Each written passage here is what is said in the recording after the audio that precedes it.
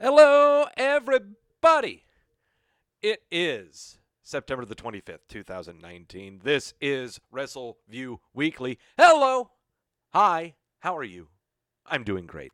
Thanks for asking if I was able to hear you. I am Doug Lackey, veteran columnist of Wrestleview.com and co-host of Wrestleview Live, alongside the beautiful Mike Tedesco, where we cover all of the major WWE pay-per-views immediately following them. However, that will not be happening this week, next week, 2 Sundays from now, with the Hell in a Cell pay-per-view, because I will not be here. I will be in beautiful sunny California celebrating my beautiful girlfriend's 40th birthday, Deanna, where we went to Cleveland for my 40th birthday, my hometown, so we're going to her hometown of L.A. I am ready for culture shock.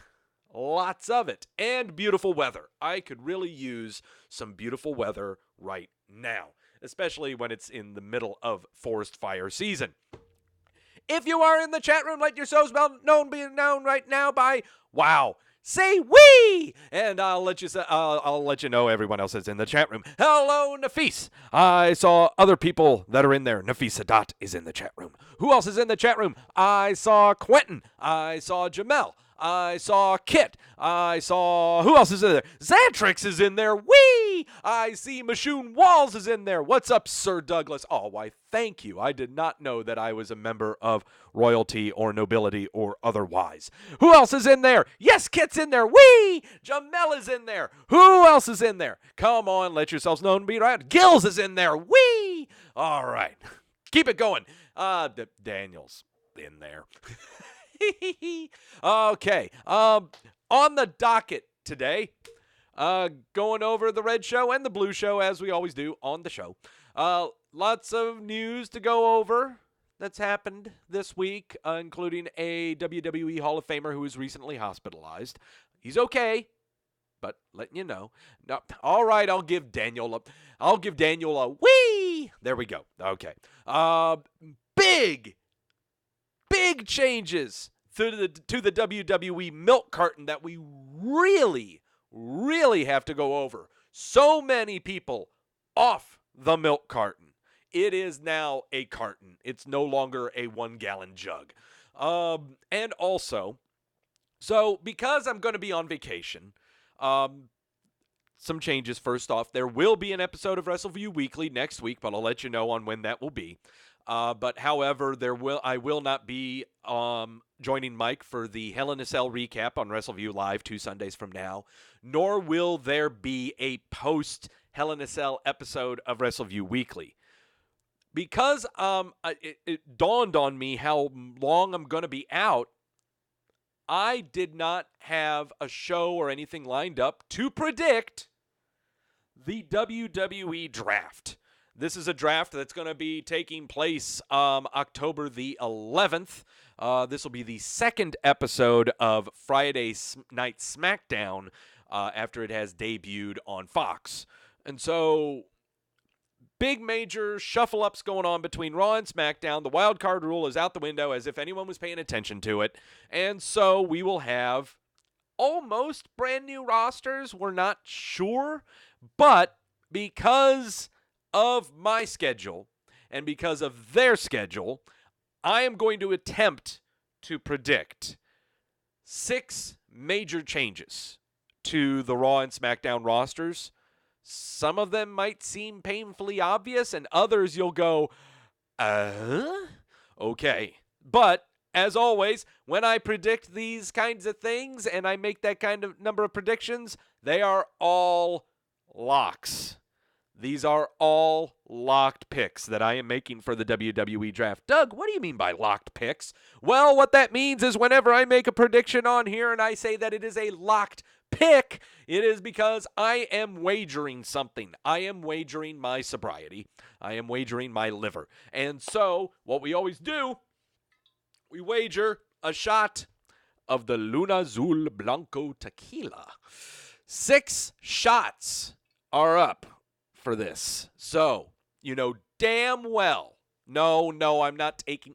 No, Nafis, you got the math wrong. No, I will not potentially be taking 12 shots, okay? No, it is 6 shots. 6 locks, 6 shots. So, and of course, yeah, here's the shot glass. It is a double shot glass, okay? So usually I end up getting 2 or 4 wrong, so that's what we got, is what we're doing right here. So, stuff that I am missing. Yeah, Jamel brought it up. The Raw season, well, I'm not missing the Raw season premiere. I'm not missing that. But I am missing the debut on Fox, the NXT going 2 hours on the USA Network, and the Hell in a Cell pay-per-view. That doesn't mean I'm not going to be watching them. It's just that we aren't going to really be covering them here. Another kind of weird thing, too, that's kind of dawned on my mind is because SmackDown moving to Friday, and if I were to do prediction shows for pay-per-views, Friday night SmackDown might change up some things in the pay-per-view card that I did not go over on the episode of Wrestleview Weekly for that week. With that being said, I will present those kinds of changes or predictions or whatnot via the Twitter, via the Facebook. So don't worry, I'll still be around in places. So, got all that covered. Scheduling covered. Done. Got it. Sources. What are the sources today? What are the sources? I've been drinking way too much beer. And so it was time to take a break. It's time to take a break from the beer. It's time to go back to the hard stuff. And what we're drinking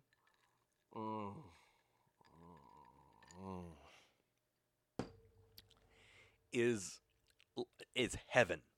Is heaven in liquid form. When fall times and autumn times comes, that means that you have apple cider. I love apple cider. Love apple cider so much. I love apple cider even more when it is spiked with Smirnoff Kissed Caramel Vodka. God, this is so good. So, yeah, that's what we're doing is apple cider and caramel vodka. Yeah, buddy. Probably go back to the Mars and Lagers and the Oktoberfest beers next week probably, but this is my happy stuff. This brings me happiness in the fall times and the winter times. When the springtime and the summer times, it's margaritas. The fall and winters, it's apple cider and caramel vodka. That's just so good stuff. Smirnoff makes a lot of different flavors of vodkas, if you didn't know. So does Absolute, so does Pinnacle. Another combination I like is Pinnacle's whipped cream vodka with Sunkissed or Orange Crush. Or, yeah, it tastes like a creamsicle. But, yeah. So, reviewing shows and such. Jamel saying one thing I miss about living back in the East is the fall weather, going to the apple orchards and getting the cider and the donuts. Yeah, buddy. We don't really get that here in the South. In case, it is the first day of fall, but, if you live in the Carolinas, it's still 90 degrees. So, no, fall doesn't really hit here. But when fall does hit, it hits hard. It'll be 90 degrees or the upper 80s, and then one day it just drops 20 to 25 degrees. There's no gradual drop. So it just happens. There is no, Jamel saying the Orange Crush. Yes, that is now Orange Cassidy. We will now call the Orange Crush and whipped cream vodka drink the Orange Cassidy. Absolutely. What we do here for fall in the South, burn leaves? I don't know. The Renaissance Festival usually starts up around about this time. Actually, Renaissance Festival will be kicking up in probably about 4 weeks, something like that. So yeah, I love the Ren Fest. Ren Fest is fun. Get yourself a big ass turkey leg, a big goblet of beer, and watch people dress up. I kind of like those things.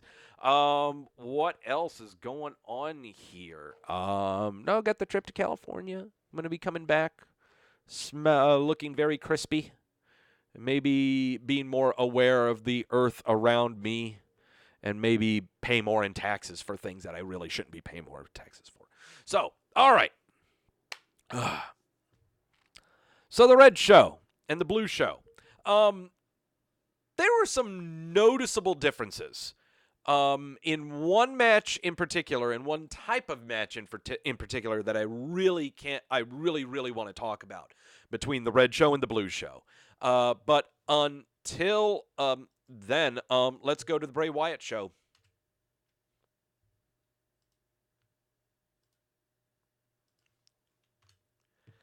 Yep, that is what this week's Raw was. It was the Bray Wyatt show.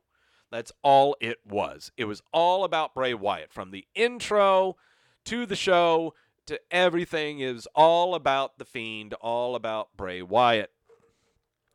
Started off Seth Rollins making his way to the ring and yada, yada, yada, yada. The Fiend, I will survive and prevail, blah, blah, blah, blah, blah, blah.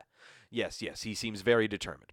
And also he's got this fatal five-way thingy going on. Whoever wins is going to be facing him for the title next week, I believe.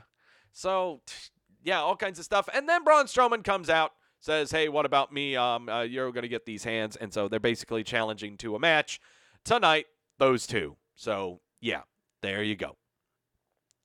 Very, very long time since we've had an opening to Raw that did not have action. No action. I kind of liked that streak of there being action at the beginning of every Raw, but no, we didn't have that. What I mean action is just people beating up each other or there being a match of some kind. But no, none of that. Nope. Just a bunch of talk, so we're back to the regular. I kind of agree with Mike's little tweet here, his little take on this opening segment is that even though I hate the heel authority figure, there does need to be a figurehead leader to explain why Rollins has to defend his title next week on Raw with 5 guys leapfrogging Wyatt for an opportunity despite him being the number 1 contender. I know, no logic in wrestling. Okay. All right. Yeah. I don't know if we really need explanations. I always thought that the McMahon family was in charge of both shows. Where are they? If you wanted to know, Triple H was helping get the crowd riled up last week for the NXT debut on the USA Network last Wednesday. Stephanie McMahon has been too busy accepting awards or going to the Emmys, where I know her and Triple H went to as well last Sunday. Vince McMahon is too busy trying to figure out what the hell to do with the XFL that's going to be debuting next year. So, yeah, no McMahon family to be in charge of the show. So I don't know why this is happening. Sure. I guess. Whatever. Viking Raiders are making their way to the ring, and they're going against the Orange County. They're going against the Orange County of the OC with AJ Styles in tow. Yes, if you like big, large white men bowling each other over and picking each other up and slamming each other to the ground, then this is the kind of match for you, even though we've seen better matches, I think. But in the end, AJ Styles would get involved in this match, and he would get chased down by Cedric Alexander, who ripped off his vest and slung him with it.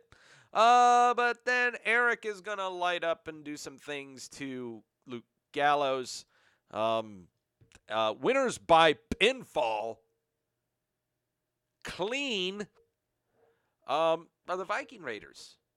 So, yeah, they hit this. Okay, you know what? Okay, so here's them hitting on Carl Anderson, what is called the Viking Experience. We have really got to talk about this. I've talked about this before.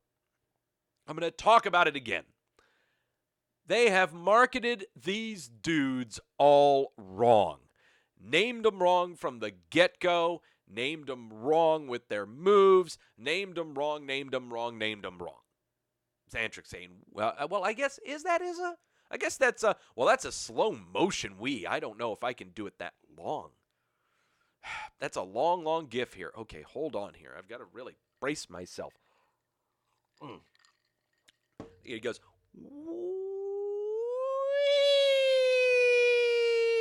oh, Yeah, okay, there we go. Got it. Viking Raiders, okay, so yeah, they first named them the Viking Experience, and that destroyed them from the get-go. But we changed it to Viking Raiders. Okay, that's cool. That's cool. Viking Raiders. All right, sure. You could just call them the Raiders. Could just call them the Vikings, but I think that's copyright infringement on the NFL teams. So find a different name or something. But my problem is with this move, the Viking Experience. Now, I am sorry, but when someone tells me the Viking Experience, I think of like a log flume ride gone horribly wrong.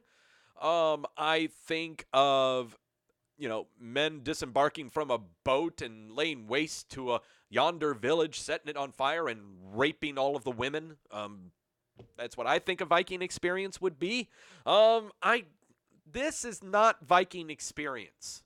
It needs everything needs a new name. Everything with this needs a new name. And yes, Jamel brings it up. Yeah, I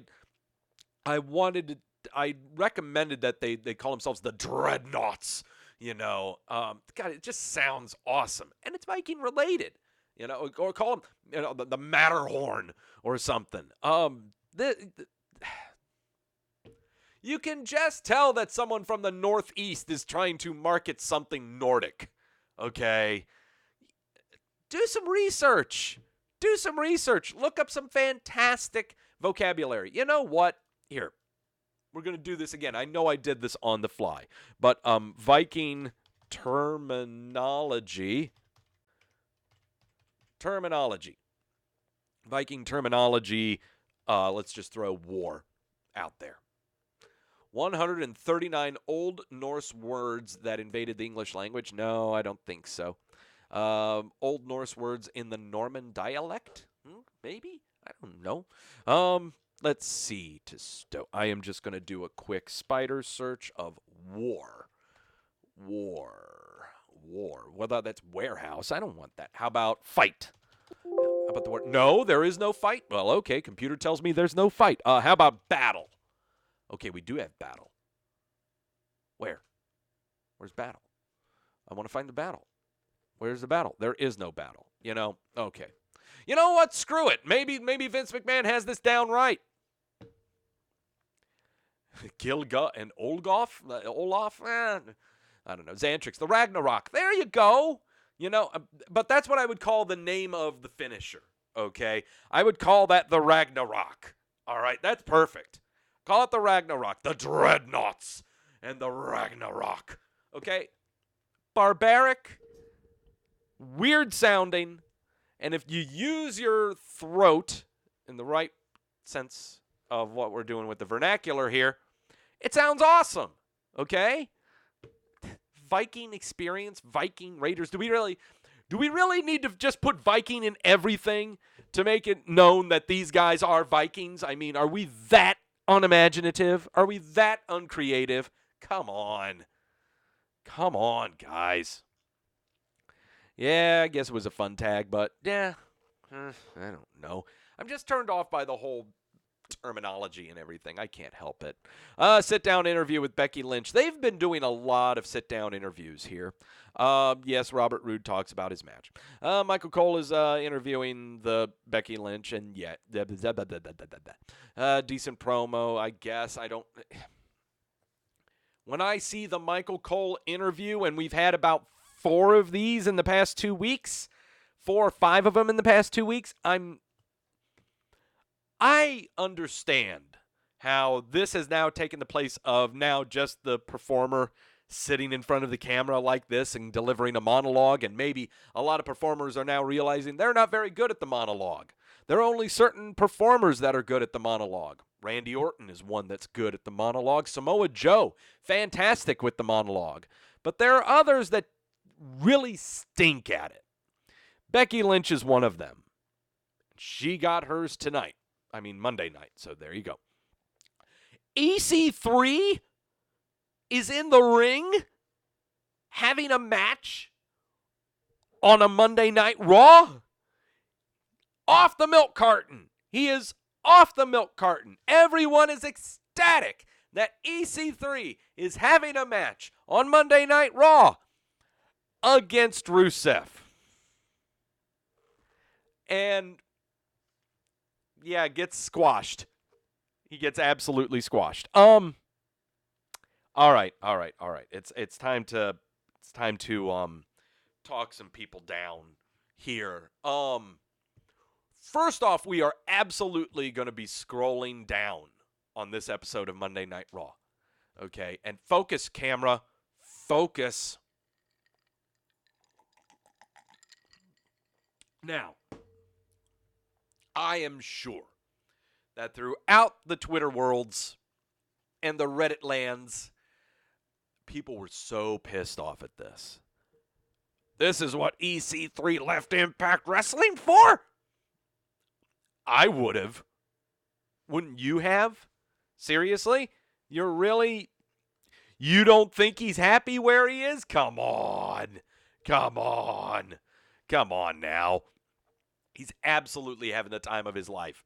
But I would look, yes, even if I was just an independent wrestler and I was at Impact Wrestling and I didn't know any better and I didn't have the mindset that I have here, absolutely I'm going over to the WWE to collect a check to lay on my back. Shut up. Stop it. I'm going to keep on saying that kind of stuff until I kind of adjust my camera here, because seriously, that makes no sense. Okay? Why? Ooh, look at me. Here I am. There we go. That's a lot better. I guess that's a lot better. Should I move down a little bit? No, I can't do that. I can't move up. There we go. All right. I don't understand why everyone is so angry with this. Okay? As far as me and Rusev, I love me some Rusev, but I'm still waiting to see what the payoff is here. Yes, I'm glad he's back. But when you're introduced back as the father to Maria Kanellis' love child, when you are introduced back with a completely new look and a jacked up figure, you only have the mustache now, you have a very nice trim haircut, but I don't know. I just don't know. I don't know what I'm supposed to make of Rusev right now. All I can make of him is just watching him beating people up. Woo! You can just go ahead and do that all day, I guess. Let me turn off the autofocus. There we go. That's better. All right, having some camera problems. Hate to say it. I had a video conference earlier in the week, and I forgot to adjust the camera. So there we go. All right, so he wins the match, and there you go. Everyone is happy. Rey Mysterio mentioned he almost retired, and he mentions his son Dominic again. We haven't seen his incredibly large son in comparison to him in about 2 months, I think. So, yeah. Sasha Banks is making her way to the ring with Bayley. She's going to be going against Nikki Cross. Yep, that's what's happening. Nikki Cross is riding Sasha around like a pony, and then gets slammed down onto the mat. This is the one match I do want to talk about here. Nikki Cross just doing a flying crossbody off the apron onto Sasha Banks. No, that is a wee! This is the match that I wanted to talk about in comparison to SmackDown Live, because two of the people that were in this match were in the same kind of match that was on SmackDown. Okay, that's enough of that. Oh, God. Okay, so, by the way, Sasha Banks wins via submission. Okay, so let me scroll back up here so I can just have a little gif of the match playing here. This match was boring. Incredibly boring. Not boring in the sense there wasn't any action happening. Not in the sense that you couldn't, well, it was in the sense that you didn't know what the hell was going on. You didn't know who you were supposed to cheer for. You didn't know why you were supposed to boo. You didn't know any of this stuff because no one in this entire match, from the people in it of Nikki Cross and Sasha Banks to the people on the outside of Alexa Bliss and Bayley, none of them acknowledged the crowd. None of them. Don't know why my camera's acting so weird right now. None of them were acknowledging the crowd throughout this entire match. No one slapping on the mat to try to get people to clap. No one stomping on stairs to get people to react. No one laughing at the crowd when they're cheering for someone else. No one jeering at the crowd. No one acknowledged anybody in this match. None. Getting a lot of shakes. Maybe it's because Sasha Banks is doing too much jumping and stuff. I don't know. It was horrible. Nothing makes a match worse than no one in the match acknowledging the people that are watching it. Okay? Why do people love heels so much? It's because the heels react to them whenever they do something. No one reacted in any way, shape, or form to the thousands of people watching them live. This is why I really don't like independent wrestling that much, because they're the same way. Independent wrestlers ain't by numbers people. They just go through the motion, not even acknowledging anyone in the crowd. You love Japanese wrestling so much, fine. Watch Japanese wrestling and watch how they do it, and they don't react to the people in the crowd. You're in America. Sorry. That's not how it goes here. Ugh. It's a horrible, horrible match. There it is, Mike. I have no clue who thought that putting Sasha Banks and Nikki Cross out there for that long was a good idea. It went a commercial break, but they should probably be put in timeout. It was slow and boring, absolutely. I don't know what boss time is. I'm never curious as to what it is. I don't care. If boss time, the only thing that I really right now know about boss time is that it doesn't pertain to me. Because she doesn't even acknowledge me or us or anything. All right. What else? Oh, God, whatever. Brock Lesnar is going to be on the season premiere of Monday Night Raw next Monday. Yay. AJ Styles is getting a pep talk from Gallows and Anderson about his Fatal 5-Way coming up. Street Profits, Raw's Wandering Minstrels are backstage. Angelo is jacked about Brock, and Montez is jacked about the Fatal 5-Way. Dawkins laughs about Ricochet's face when Maria named him his baby daddy. Then The Miz walks up, says that last Friday his wife Maurice gave birth to a new baby girl, Madison Jade. And then he says that on Miz TV, Hulk Hogan and Ric Flair are going to be on his shows. On the Miz TV.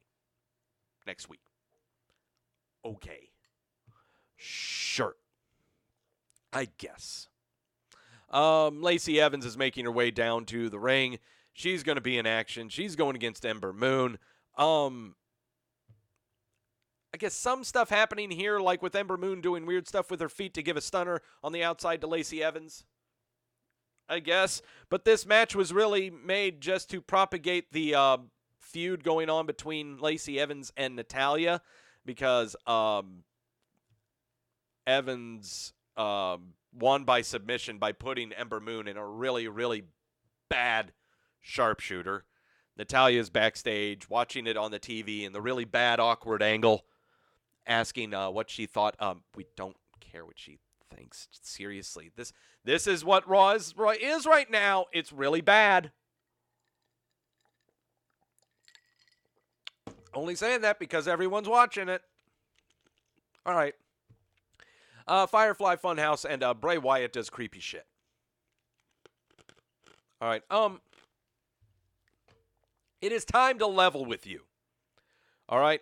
It is really time to level with you. I'm getting tired of this.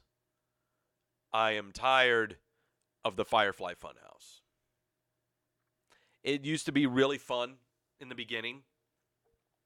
But now Bray Wyatt is there live in the arena. He's there attacking people and stuff. I am tired of the Firefly Funhouse. I'm not saying it's bad. I'm just tired of it. I think it's time that the Firefly Funhouse became a live show on the stage. I think it's about time that the Firefly Funhouse took place live in front of the crowd. Is that too much to ask? I mean, it's there that he can give promos, live. It's there that he can just sprout up when someone else is talking. And, you can have the boxes with the puppets and everything. You can do that. But it is now time for the Firefly Funhouse to go live. Okay? But it's always been live. They do these segments there at the arena. I think. When can we see this Bray thing in the ring? Well, you're not going to see this puppet show or this manifestation of a children's show TV host on there. I don't think that's going to happen. I really don't think you'll see this manifestation in a wrestling ring. That's for sure. And that's what makes it weird about the Bray Wyatt character. It's a special attraction character. Totally get it.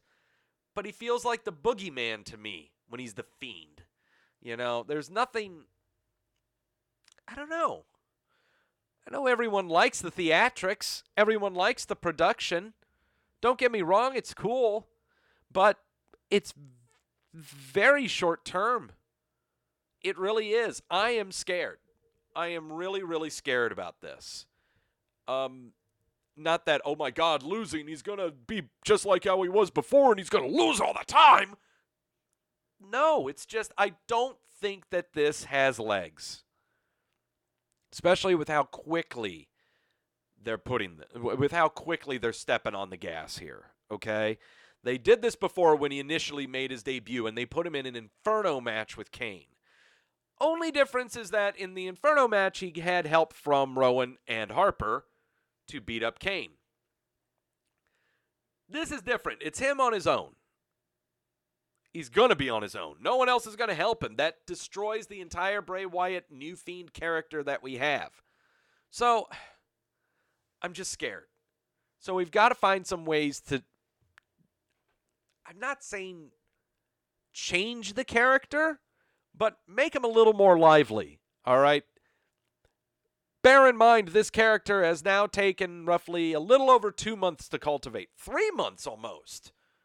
Very first time in the ring was SummerSlam. Before that, we got 2 months straight of these Firefly Funhouse segments. This is tough. This is really, really tough. Xantric saying he would like normal Bray interactions backstage. Absolutely. Normal Bray backstage creeping everyone out is just as effective as high-pitched squeal strobe lighting the Fiend out. Seriously, when you're at a live event and you hear that high-pitched stuff going on, it is piercing. It hurts a lot. So it would be nice to see normal Bray walking around, Normal Bray being out live in front of the crowd, doing a live Firefly Funhouse. I think that would be great. But for now, this is what we're getting. Firefly Funhouse segment's the best thing. I get you. Tedesco likes him. I'm just getting a little tired of him. I'm sorry. All right. R-Truth, 24/7 champion, running down the ring with Carmella, being chased by Kalisto, Lince Dorado, Drake Maverick, Mojo Rawley, and Hawkins and Ryder. Oh, by the way, Kalisto off the milk carton. All right. So R-Truth runs down. Carmella grabs the mic. She stops everyone. Just stops. Enough. I can't do this anymore. I'm done. No more. So R-Truth goes to hug Carmella to try to comfort her. She rolls him up. Carmella is now the new 24/7 champ. Yay. Fantastic stuff. And now what this means is that now the females are going to be running around everywhere doing the Scooby-Doo chase. Fantastic. Say, who was chasing after Carmella after she won the title? Sarah Logan. Billy Kay ran out there. Let me see. There were two others. Oh, Dana Brooke ran out there. And Tamina. Tamina off the milk carton. Dana Brooke off the milk carton. I can't remember if she was there, but she's off it now. Sarah Logan off the milk carton. Yes, women doing the Scooby-Doo chasing. Yes. This is going to be great stuff. Cannot wait. Okay, yeah, it's Billy Kay. Yeah, I know it. She'll be coming up. She does some interviews on the Blue Show. That's when I yell that out. I know it. That's Billy Kay's line, but that's when I do it, is when we actually talk about her.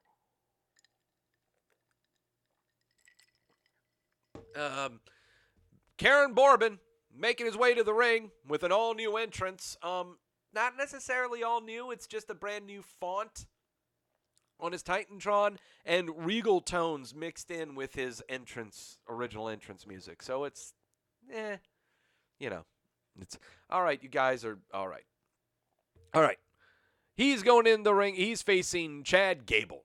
But he's got this setup. He's got a black crown and a black scepter and a big woolly cape thingy. He's trying to look like Game of Thrones type person. I've never watched an episode of Game of Thrones, so I don't know who any of those people are.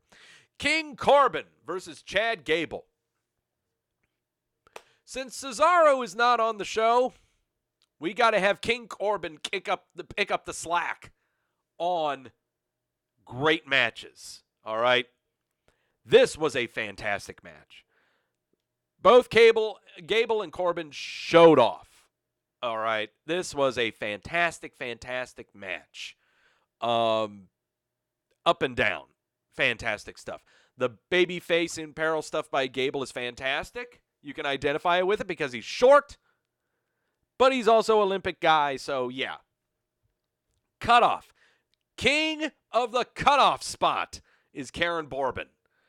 Fantastic on the cutoff spots. Fantastic. Here we go. For dishonorable crimes, you get banished. Oh, that's good stuff. Heaved into the crowd and into the plant. And I think this is the EOD. Nope, no EOD for you. Instead, he gets put in the ankle lock. God, and Corbin's mannerisms when he's in that ankle lock is great. Great stuff. Winner by DQ was Chad Gable because Corbin, when he was in the ankle lock, was able to get to his corner, grab the scepter, and nail him with it. Fantastic stuff in this match. Just fantastic stuff. Gosh, look at this guy. Just milking in to put on the crown. Just fantastic stuff. Get that woolly bear cloth cape. Look at this guy. Oh, boy. So, yeah. Great stuff. Does everyone still hate Karen Bourbon now? I don't know. I don't know if everyone still hates him. I know everyone loves the getup now that he has. He's not wearing the sweater vest. But he is right now the number one heel on the roster. Number one. The best. Is he sooner or later going to get a major title? No. Because whenever you ever say that anyone is ever the best, they are always better chasing.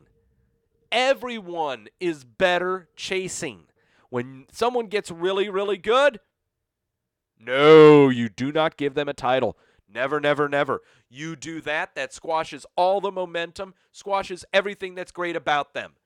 Right now, Karen Bourbon, keep him like this. Just keep him like this. Have him randomly interrupting people all the time because he's the king, damn it. It's going to be simple to make programs with him. Simple to do programs. Now, we get another great, and I'm going to try to fish for it right now. Another fantastic promo from the AOP. For the love of God, these guys are so good. There we go. Found it. Gonna pause it up. Bring it on over here. Because, damn it, I love the AOP, and so should you.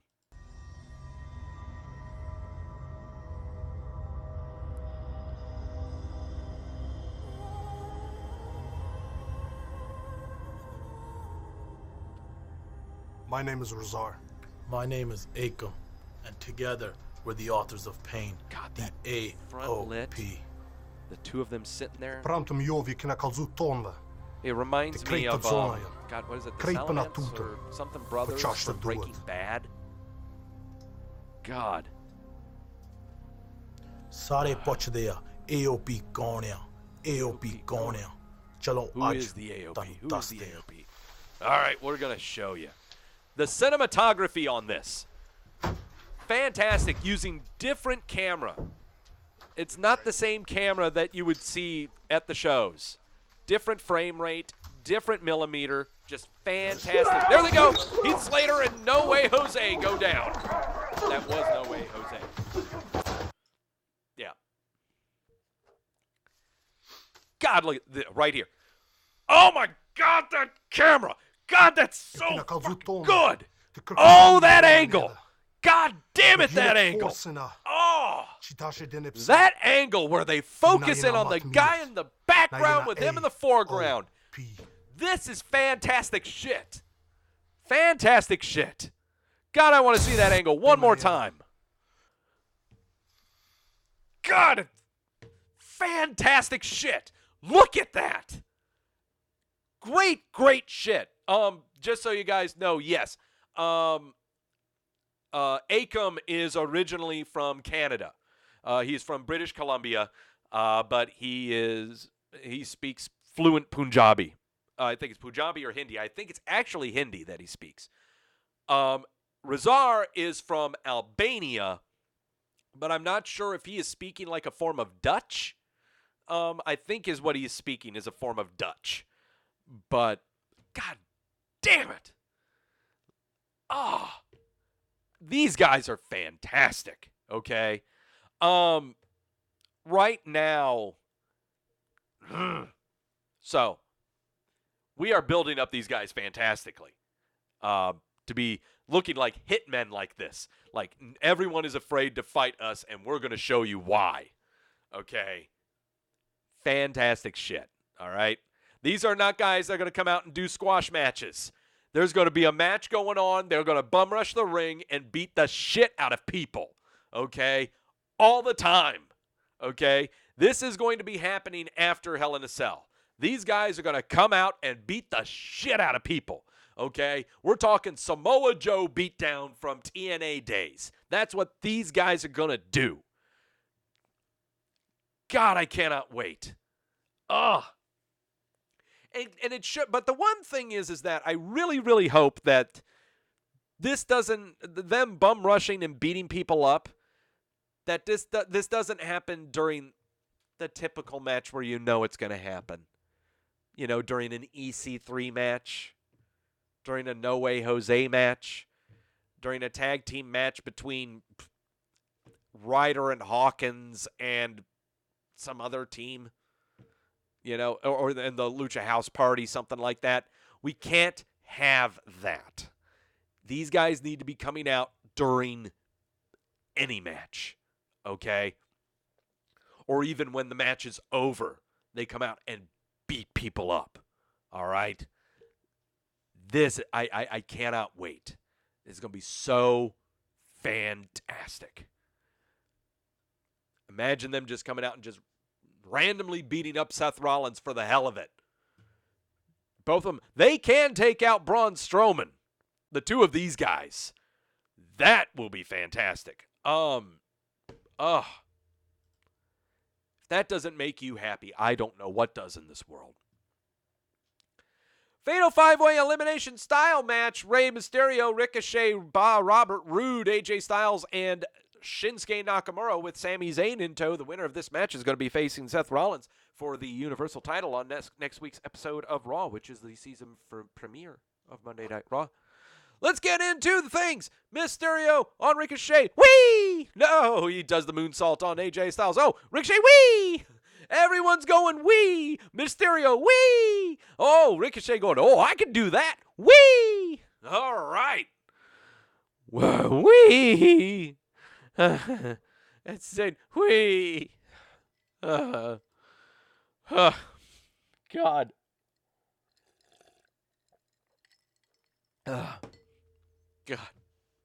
Sometimes the wheeze take it out of you, okay? It does. 2 wee in one match?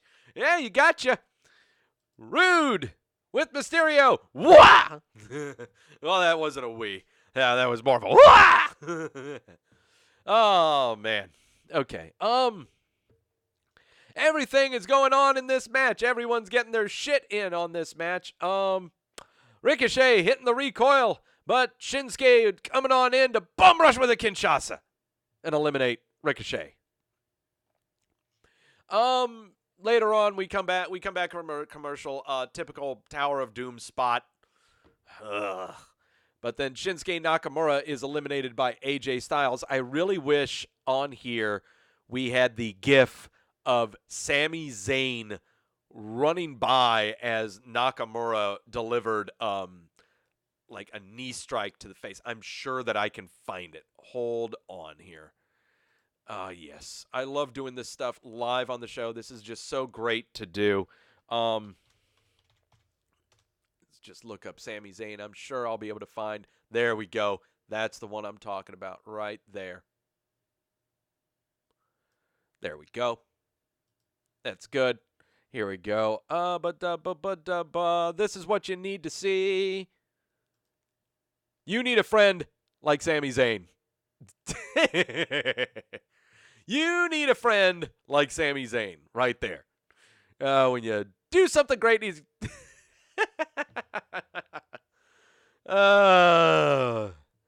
it's good stuff right there.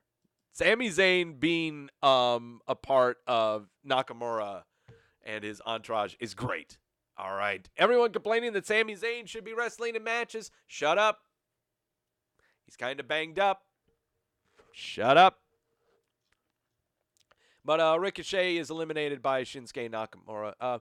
Ricochet, not eliminated, and then, so AJ Styles eliminates Nakamura. AJ Styles is doing crap to Rey Mysterio now. Ow. Ugh. But then he was eliminated by Robert Roode with the glorious DDT. So it's going to be Robert Roode and Rey Mysterio, and yes, of course, Rey Mysterio is going to win, so he does. There you go. Rey Mysterio trying to go, nope, no DDT for you. Instead, you get 619. And then it would be a drop the dime thingy. So there you go. It was a fun Fatal 5-Way match. Don't get me wrong. It had great spots, great camera angles, great angles. Top-notch production, okay? We never really talk about how great WWE matches can be when they've got their camera angle shit together. They had it throughout this entire match. But yeah, Rey Mysterio going up against Seth Rollins next week is going to be a 3 commercial break match. That's going to be a half-hour long thing. And Bray Wyatt's going to interfere. So there you go. Commercial break, and now here we go. Braun Strowman versus Seth Rollins. Nothing really different from the Clash of Champions match, except that Bray Wyatt came in and interrupted the end and went over to attack Strowman, shoving his fingers down his throat, and then creepily crawling over to Seth Rollins, who looks like he's on the set of a Nightmare on Elm Street movie. Yeah. Boy. What did everyone think of Monday Night Raw? 69% gave it a thumbs up. It must have been because everyone was seeing Bray Wyatt's entrance and they think that he's really, really neat. No, I would have given this a thumbs down. No, not really. Not even the AOP monologue could save it. So, no. But typically, Monday Night Raw always gets a horrible rating, and that would be because, oh, hey, look at that. It was 69. Giggity. But typically, Raw is always a horrible show because everyone watches Raw. So SmackDown's got to be way awesome, right? SmackDown's got to be the best show ever. If it's 69, I can't imagine what SmackDown's going to be. SmackDown's going to be doggy style, ain't it?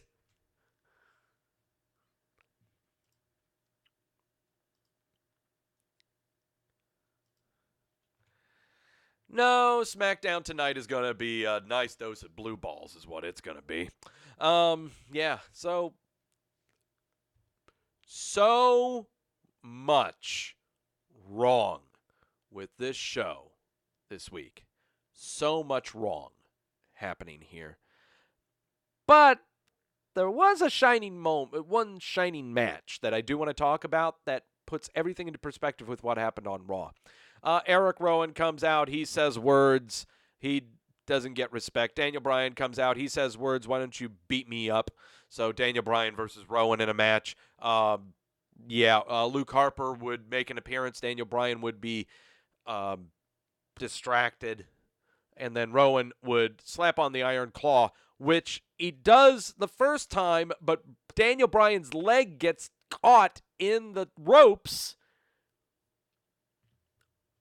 where you would the ref starts to try to break it up, and it took Eric Rowan a little bit to figure out that, oh crap, beat the crap out of Daniel Bryan. So he keeps beating him up and beating him up, finally gets him out of the ropes, delivers a second Iron Claw, and there you go. So yeah, so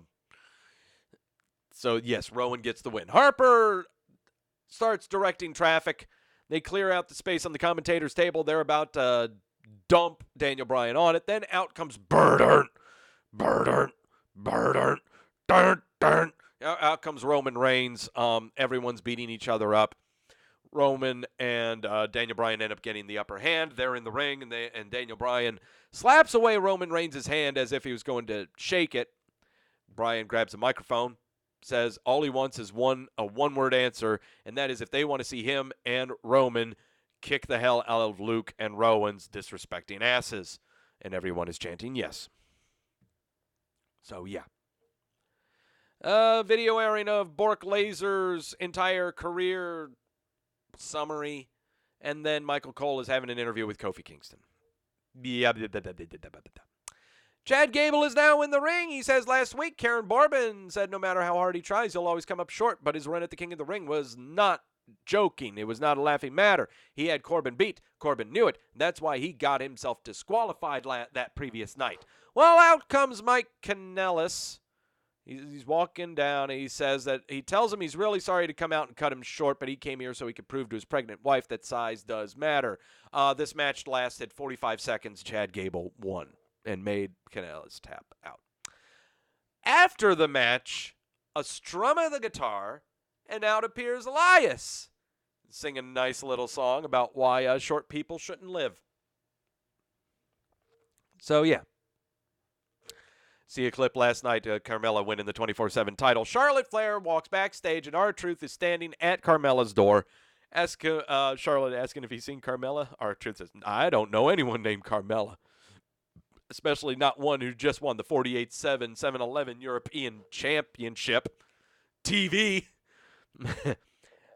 And Carmella and Flair are saying things. I hope you're focused. I hope I'm focused. I hope I'm focused. All right.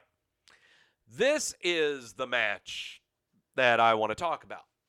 Carmella and Charlotte Flair versus Bayley and Sasha Banks. Okay. R-Truth and Charlotte made this match. And Carmella. Okay, everyone on that side. Everyone on that side.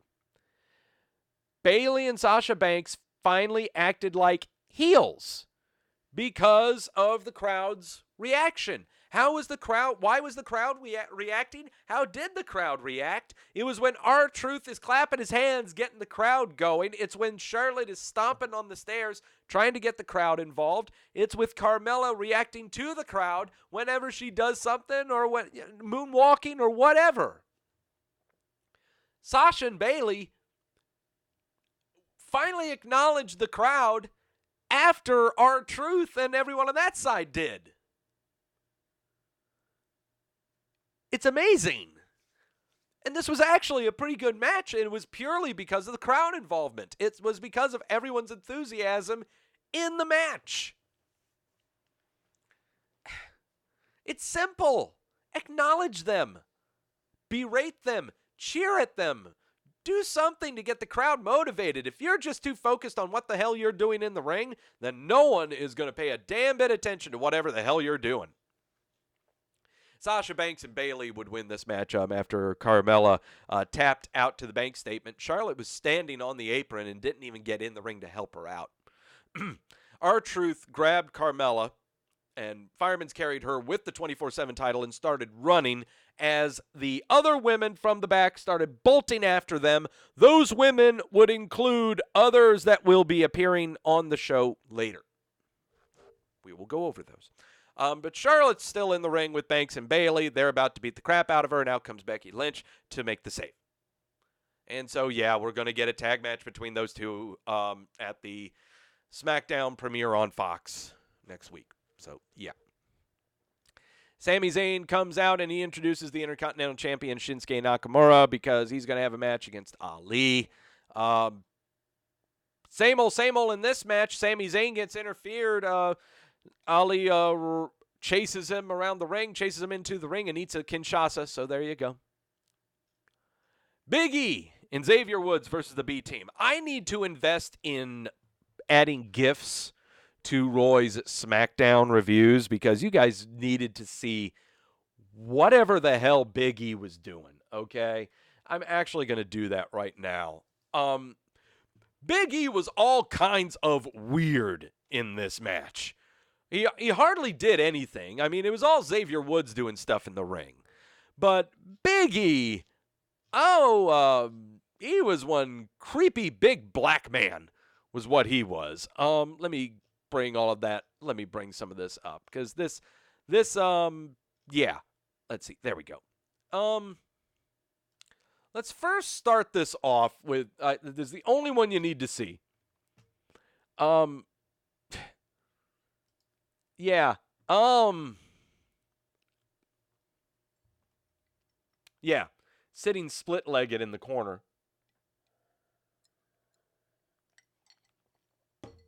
What made it better was even Tom Phillips. Tom Phillips, Tom Phillips is supposed to be, just the vanilla commentator, just the play-by-play. Even he had to go, what the hell is Big E doing? That was actually what he said. What the hell is Big E doing? The way that he pinned Bo Dallas, I think he pinned Bo Dallas, or he pinned somebody. He started humping their leg. Okay, Big E's great. Okay. Mandy Rose is backstage with Sonya. Mandy Rose is handing out copies of Maxim magazine with her on the cover. Giggity, giggity. Hands one to Otis, gets a selfie with her, and Tucker joins him to gawk at the magazine, even though they're on tour with her. You are reading this correctly. The Kabuki Warriors. Asuka and Kairi Sane against Mandy Rose and Sonya Deville.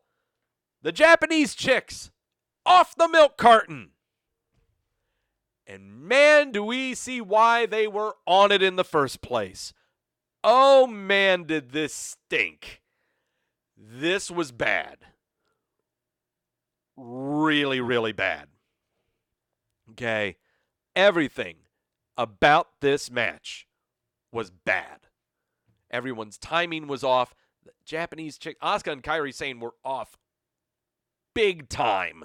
Mandy Rose off. Everyone was just not on the same page at all. stinks. If you really want to see something that'll really make you feel awkward about being a professional wrestling fan, watch that.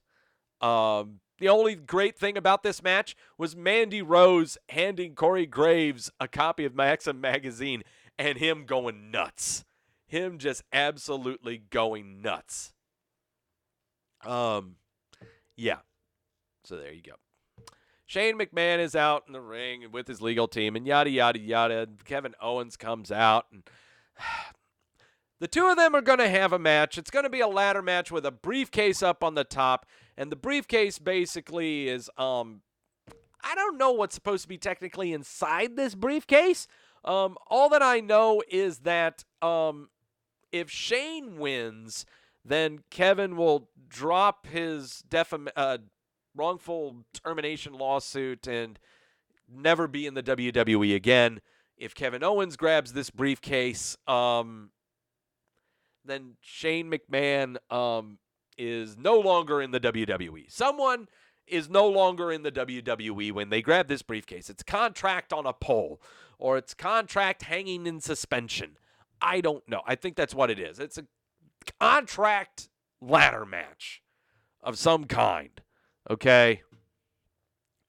That segment lasted for way too long because it lasted too long in that we couldn't get Shane McMahon's response to Kevin Owens' challenge. They cut his mic, cut immediately to Becky Lynch backstage, who was then immediately attacked from Sasha from behind just to make us more enthused about their match at Hell in a Cell and whatever the hell is going to be going on with them at the debut of SmackDown on Fox. This was a bad way to end this show. It was really bad. Really, really bad. Place your bets. Place your bets. What did everyone think of the show?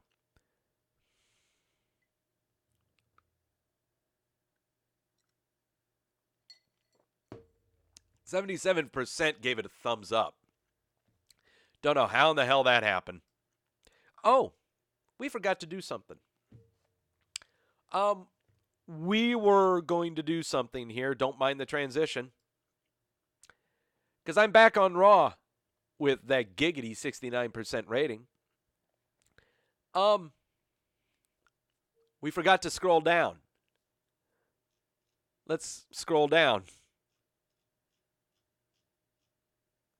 Anyone else think they are going to feed Rey Mysterio to the Fiend next week? No shit. I think having Rey Mysterio winning the challenge was weaker than Carmella's roll-up on R-Truth. It serves no purpose whatsoever. Give a push to a has-been? What's the point? The Lacey Evans experiment needs to be done immediately. She needs to turn face. They pushed her out of NXT too fast. Her move set doesn't work as a heel. While her attack on Becky Lynch was awesome, they should have never followed it up with her teaming with Corbin. Did Aleister Black get fired? Hope not. And where the hell were Reigns and Samoa Joe? Or Drew? SmackDown?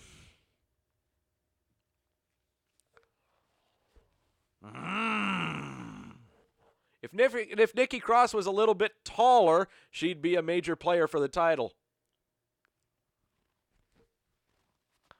She's just as tall as Alexa Bliss. If WWE wasted Bray Wyatt this time around, then they may lose a massive fan base. He is so over that if he doesn't win, I can see a huge decline in ratings and can attendance. His character is 1 in a million, hasn't been since the Hulk Hogan era. He is huge over with the fans. If Rollins wins, then WWE should consider going out of business. Probably just me being a stupid liberal, but Jesus Christ, Mike nearly always trashes the women's matches. I enjoy those matches, and based off comments on Twitter, so do a lot of other. Okay. People saying The Fiend is Chaz Bono. By putting Sasha versus Cross and Lacey versus Ember, WWE should be fined a record amount by the FCC for indecency. Okay. Oh, by the way, EC3 momentarily last week won the 24/7 title, but then lost it immediately. God, my brain hurts. My brain hurts so bad. But Doug, we can scroll down on SmackDown as well. USA is probably glad that this garbage is going to Fox. Yeah, but what are they going to replace it with? Reruns of Xena? They'll miss the ratings. Ha ha ha. Old show. Bayley and Sasha have been in more tag team matches now than when they were tag team champs. They also have been in more tag team matches when the Iconics were tag team champs. Good luck. Good work, WWE. Yep, sure is. Would anyone truly miss New Day or Mike Kanellis if they left? Yes. I would absolutely miss the New Day. Absolutely. A lot of others would miss the New Day. They are small in stature. Every Shane versus KO match and segment has sucked, and we know no matter the result, the loser will be back on TV within a few months. Let's see. As I watch today's WWE, I keep thinking, man, I miss Pyro and bra and panty matches.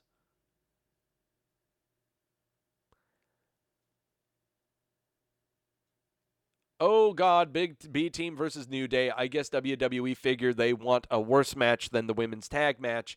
That was extra bad news. Oxa and Kairi Sane are back. Had serious hope Vince had finally dropped them girls from Japan. Hi, peeps. How can I watch WWE SmackDown next week in the UK? Which channel is it leaving Sky Sports 2 for UK customers? Help.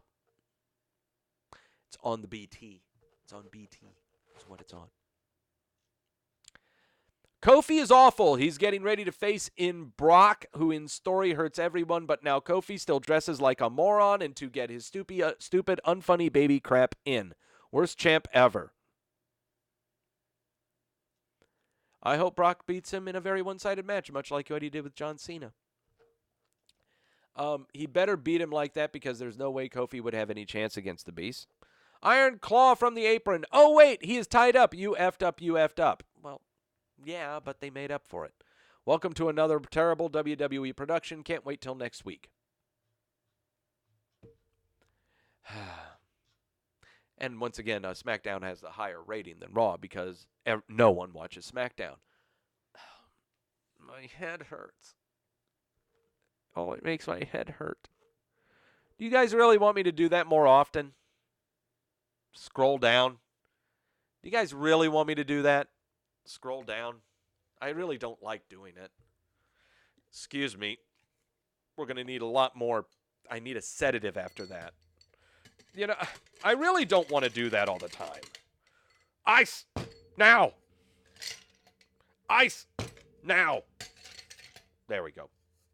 I really do not want to be doing that, okay? Jamel, this can't be a regular segment, please. No, I only think segments like that should happen when it's warranted, when EC3 has a match, and I was expecting to see a lot of comments about EC3 being in a match and losing. That's what I was expecting to see. But no, I didn't get that. I got a lot of people bitching about other things. About how they would rather have bra and panty matches in the year 2019. You know? So, what are you going to do? You're going to sit there. You're going to make another drink of your sources. Because that's what we do to stay happy. To stay informed. Cheers me. You're goddamn right, Quentin. Yep, cheers.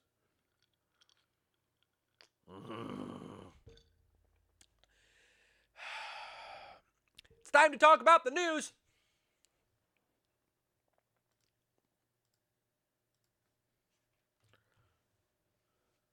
Hey, where's the news? I want the news. Where's the news? There's the news. Hey there, tough guy. That's Hacksaw Jim Duggan. He was hospitalized over the weekend and had 2 surgeries fighting an infection.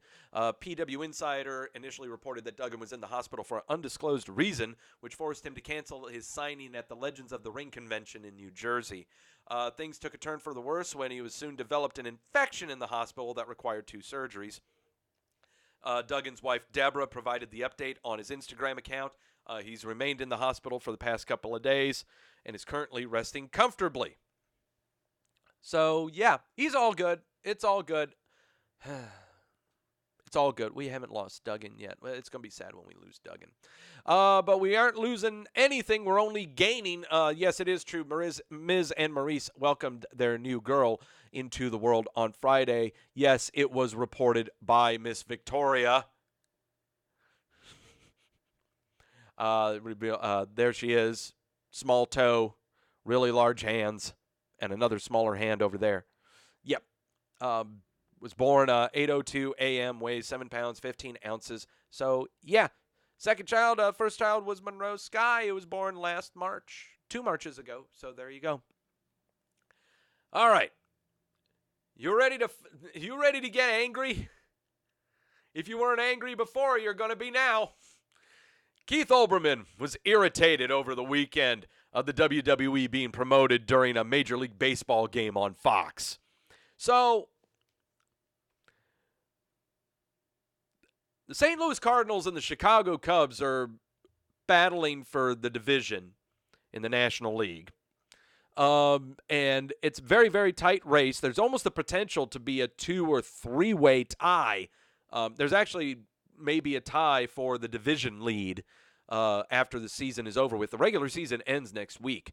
So there's this really pivotal game going on. And during the broadcast, Joe Davis and John Smoltz bring in Braun Strowman. They bring him on there. I wish I was watching this live so I could see what they were talking about. Braun Strowman is a big baseball fan, okay? He's a big Milwaukee Brewers fan. His father is the softball home run king. Seriously. So, in my eyes, sure, yes, Braun Strowman, he's a WWE guy. They're there to promote SmackDown. Totally get it. That's why he is there. But he can talk baseball. They can talk about the sport, okay? But instead, everyone has latched on to, why is this guy on my sport? Well, I just wanted to talk about baseball. I hate professional wrestling. It's so fake. It's so scripted. I hate it. It's not sports at all. It's just entertainment. Keith Olbermann saying, you guys are kidding, right? Braun Strowman taking the high road on this, saying, yeah, I know, right? It's unreal how good I looked on the show today. Get ready for some angry people. Kevin Lighty. I don't know who Kevin Lighty is. Most important series of the year, and Fox has some WWE dude in the second ring talking about wrestling during a baseball game. Give me back, whatever. This is ridiculous. Really, Fox? You're so bored by Cubs Cardinals, you have to have an interview with Braun Strowman to plug the WWE, says Phil Rosenthal, this fat guy right here. So, everyone who is white and old hates it that this very large man is on their television show. I wonder what people who aren't old and white are saying. Mark Henry. I'd love to bash Keith Olbermann, but it would be a waste of time. I will cast judgment on who he works for if no apology comes soon. The WWE doesn't deserve his contempt. If WWE fans boycotted his network, management would slap his hand. Wake up, Keith. Corey Graves. Sorry, Keith. I'm sure it's a tough pill to swallow. You were awesome once, Ben. I'm sure you still are, but where's your soapbox these days? X-Pac says, suck it, Keith. The Blue Meanie. Pin Keith down next time you're on your Place I've Pooped app. So, it's from all sides. I was a Keith Olbermann fan when he had his show on MSNBC, Countdown. I really liked his show. But since then, politics then destroyed his soul. Then he took to the internet, and now all he does is he's on the Twitter talking about baseball and how dogs need to be rescued. I can totally understand why he'd be angry with this, but if you're not listening to the conversation that they're having and potentially talking about baseball, then I don't want to hear it. Okay? Whatever. You know, get over yourself. You have a problem with this? You must have had a real serious problem when Fox would cut to Anthony Munoz from Malcolm in the Middle 15 years ago. I mean, seriously. They do this all the time. Are you really surprised?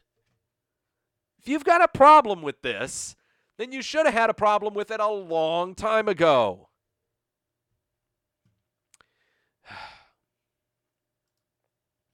Bork Laser is being advertised for more dates on episodes of SmackDown on Fox. Not just the debut at Staples Center in LA next Friday, but the Friday after that is the draft happening in Las Vegas.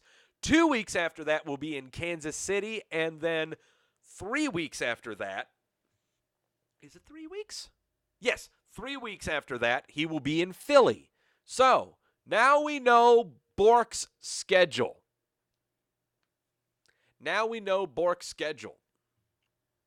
I believe the Philly, we need to look up. Someone who's very smart, and I don't feel like searching for stuff now. Someone confirm for me the date of Survivor Series. Someone look up the date for Survivor Series. Is Philly the go-home? November 15th, Philly. Is that the go-home for Survivor Series? I'm pretty sure it is. I'm pretty sure that's the go-home for Survivor Series. If we're looking at Hell in a Cell coming up here, we're going to have a pretty lengthy, I think we're going to have a 5-week build, a 5 or a 6-week build going into Survivor Series. So, Survivor Series, what's the date on that sucker? 17th? Is it November 17th? Help me out. Come on now. Come on, kids. Yeah, Jamel sometime in November. Thanks a lot, dude. Nafis saying it is not the go-home. Okay. That's interesting. It's on the 25th. Nafis says it's the 25th. Okay, 2 from it. Okay, 24th. Okay, 24th of November. Okay. Survivor Series is on the 24th. So what we're looking at here is that we're getting 3 appearances from Bork Laser in between Hell in a Cell and Survivor Series. Could we be getting a rematch of some kind?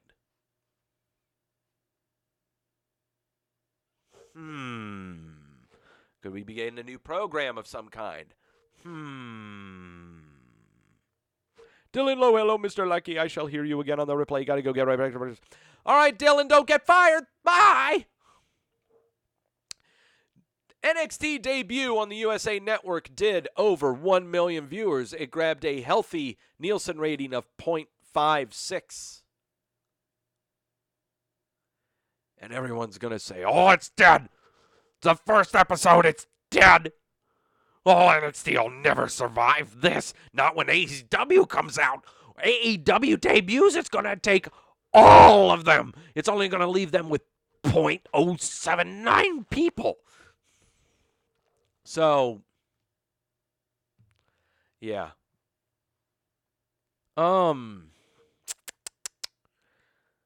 It's debut show. It's okay. No problems. By the way, I checked out I watched the replay of it on the WWE Network, the debut of NXT. Not bad. There were some, let me see. There were some matches that, well, I liked Imperium's debut, though I don't think they're going to be, they're really there to be acting as a liaison to let you know that NXT UK exists. Walter is not touring in the U.S. anytime soon. It is not happening, okay?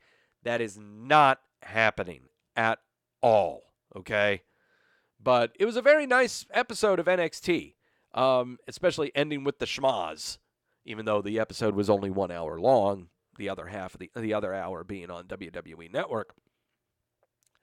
Update on the future of 205 Live. Okay, so this report came out yesterday. Everyone immediately thinking that 205 Live was being absorbed by NXT and that 205 Live was going to be a part of NXT. No. According to PW Insider, after SmackDown moves to Fox next Friday, 205 Live is going to be moving to Friday nights as well. as live show. Report states that 205 Live will be shifted to Friday night and stream live on the network immediately following SmackDown, just as it does now. The plan is for the show to actually air live and not be taped. Mentioned by a Triple H in an interview with Newsweek, 205 Live is considered under the NXT umbrella, and all creative for 205 Live will be handled by the NXT team. That does not mean that 205 Live, the show, is going to be on NXT. 205 Live is not canceled. It's continuing. The same writers that do NXT do 205 Live. Maybe that's why you should check out the show sometime. It's not bad. Not bad at all. Maury Povich, having something interesting to say, gave them a pitch to the WWE that, hey, if you want to find out who Maria's baby is, Mike's or Rusev's, come on to the show. Paternity test, give him a call. Yeah, this is happening. This is absolutely happening. This is going to happen on the season premiere of Monday Night Raw. No doubt. No doubt at all. AEW has revealed the name of its show, and they released a trailer and first poster for the premiere episode. Would you guys like to see the trailer? I guess so. Yeah, we're going to go watch it. Do you really want to change the world? Well, I guess. All eyes are on me, that's fine. It's a drive, it's a hunger, it's a want.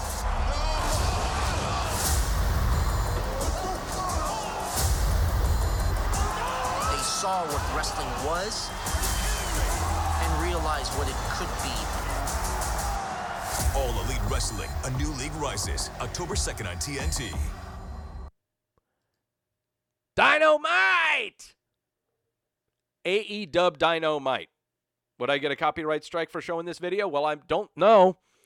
We'll see. It's not like I'm promoting them. Pretty much. So, yeah. Yeah, that's their new show. It's called Dynamite. So there you go. Becky Lynch and Roman Reigns are going to be co-starring in a new cartoon movie. It's going to be called Rumble. It's being done by the WWE Studios, partnered with Paramount Animation. It's also revealed in the announcement that the main cast voicing will feature Will Arnett, Terry Crews, and Geraldine Viswanathan. I don't know what a Geraldine Viswanathan is. Also, other voice actors in this are Tony Danza, Stephen A. Smith, Ben Schwartz, Jimmy Tatro, and Michael Buffer. Michael Buffer's in it. Oh, crap. Okay. I am curious about the trailer of this. Gotta see this. Gotta see it. Don't care. Netflix women's wrestling series Glow has been renewed for a fourth and final season. Yes, if you have not watched this show on Netflix, do so. It is fantastic. Fantastic. Gonna miss it. Gonna miss it. And finally, oh yes, former WWE superstar Jack Swagger, also known as Jack Hager, Jake Hager is set for his third MMA fight at Bellator 231. Right now, he has a record of 4. His opponent, Anthony Garrett, has a record of 4 wins and 2 losses. Hager, or Jack Swagger, is undefeated 2-0. If you have not seen his matches, they are very good. Okay, this guy is no joke. And what makes it better is that when he wins, he does the whole "we the people." Okay? More power to this guy. Okay, seriously. All the best in the world to this guy. All right? So many people scoffed when he was going into the MMA. Okay, thinking that, oh God, here's another Phil Brooks thing. No. He's doing it. Okay? He's doing it. So good for him. Really looking forward to seeing that match. See if he'll stay undefeated. All right. News on the injury front. First off, let's go to that injury list because some people are taken off of it. Tamina is off of the injury list. She's perfectly healthy because she was chasing after the 24/7 title. So, Jason Jordan, neck injury. Don't know what the hell's going on with him. Tomato Chomper, neck surgery. Not going to be back until December. Maybe sooner than that. NXT debut happened. I thought he was going to be on it. Wanda Rousey, broken hand, severed finger, and wants a baby in her belly. Be back in time for WrestleMania. Nia Jax, reparative surgery on both ACLs in her knees. Back for Royal Rumble. Jeff Hardy, when he is not drunk and passed out in a stairwell in Myrtle Beach, he's having reparative knee surgery and won't be back until Fastlane. Ruby Wyatt, reparative bilateral surgery in both shoulders. She's not back until the Royal Rumble. Lars Sullivan, major reconstructive knee surgery, torn ACL, MCL possibly, won't be back until WrestleMania. Jinder Mahal, ruptured patella, not back until WrestleMania. Bobby Lashley, bone spur removal in his elbow, he'll be back in time for Survivor Series. One name that I also stricken off that list was Mickie James. Mickie James recently, I believe it was last week, was a announcer for the WWE main event tapings that they do for the WWE Network. So I've stricken her off for now, though it is said that she's still doing rehab for her ACL surgery. She is due to be back sometime around Royal Rumble, Fastlane maybe, is what we're looking at. But until then, she's busy doing other things. For example, she is getting behind the wheel of a NASCAR with Jeff Burton.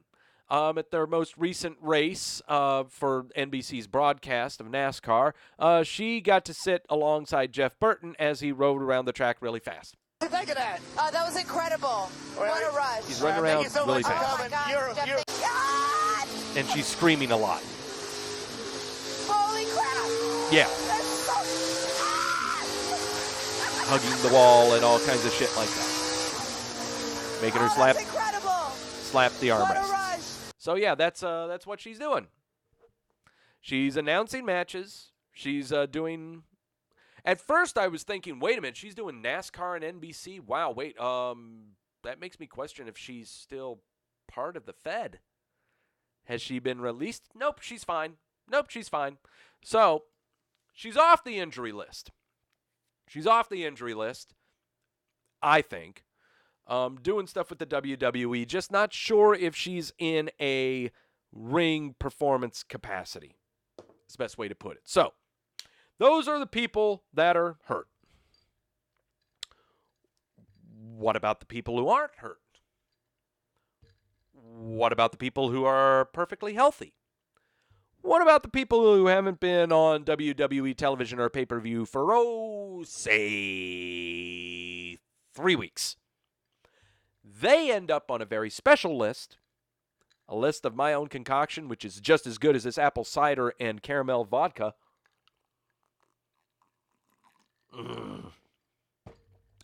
They belong on a special list that has been almost cut in half, thanks to Carmella's 24/7 title win and AOP's fantastic monologues. Brace yourselves, it's time for the milk carton. Why aren't I moving? Why aren't I moving at all? I'm stuck. No, I'm not. Now I'm moving. My legs work. Ah, yes, people returning to the milk carton. These first two entrants to the WWE Milk Carton, had a match with each other. And that's the last time we've seen them. Can you guess? Well, the first one, you see him right there, it's Shelton Benjamin. But who's the other guy?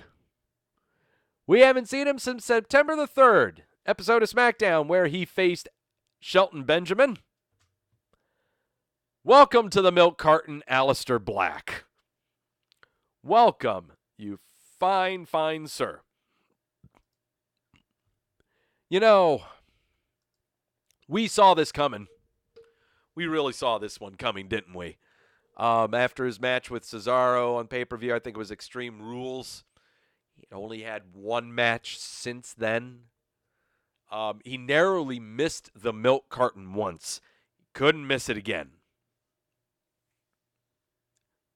There's a reason for this. More to come. Buddy Murphy. We have not seen Buddy Murphy since August 27th episode of SmackDown, where he was in the King of the Ring tournament facing Ali and was in a losing effort. Don't really know much to think about Buddy Murphy here. Had a great part in the whole Roman Reigns, Eric Rowan, I don't like you, beat you up with a forklift. He tried to hit me with a forklift. I'm sorry, you probably don't know that reference. That's from Mystery Science Theater.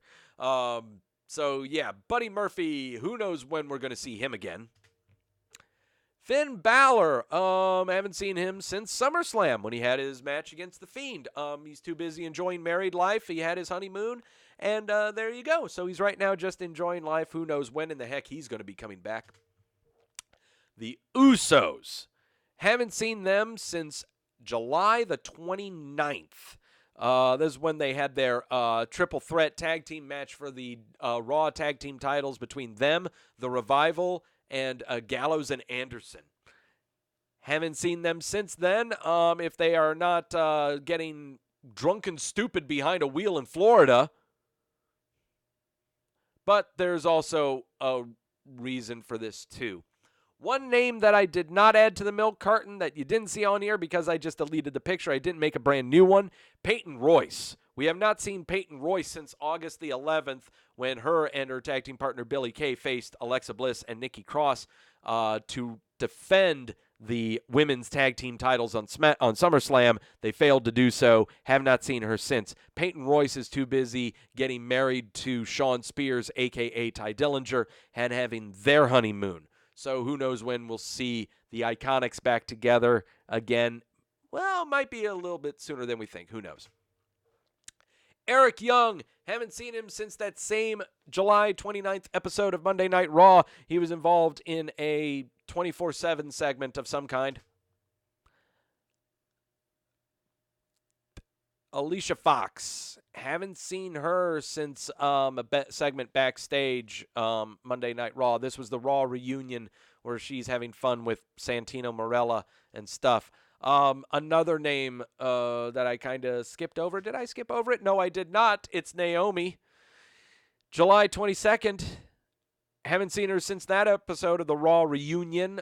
She was part of a 24/7 title segment thingy backstage where she saw Maria become the champ or something. I don't know.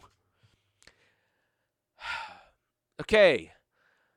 Liv Morgan, haven't seen her since July 16th episode of SmackDown where she faced Charlotte and lost to Charlotte in that match, then grabbed the microphone and said that she had to leave so that she could become more real.